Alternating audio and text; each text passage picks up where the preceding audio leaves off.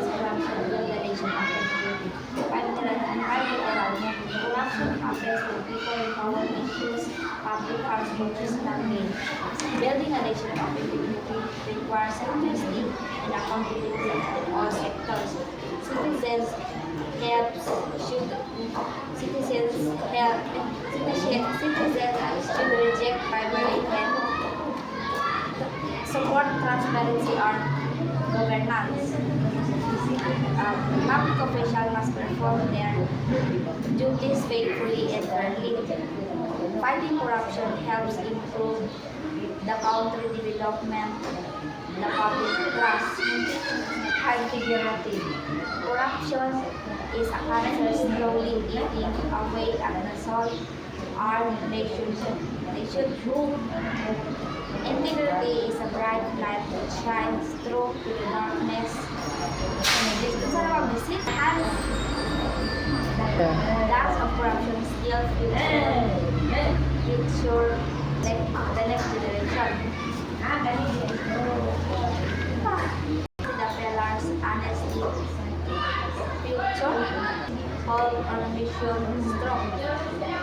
We can wash, together we can wash away at home. We can wash the state of corruption. Government. Awareness is the weapons against corruption. Bilateral.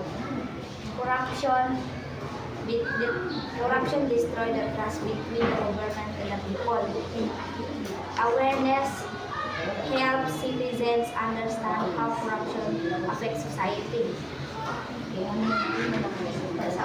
Educating the youth can reduce future cases of corruption. Honesty and transparency are important in building a nation strong. 5 as a role stands. Everyone as a role in preventing, as a reporting. 5 figurative effective. The light exposes the corruption, is poison, killing. Corruption is slowly killing. Integrity of corruption. Honesty. Sean. Of corruption.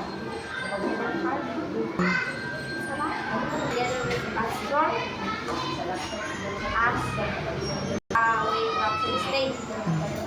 Asan mo kaan?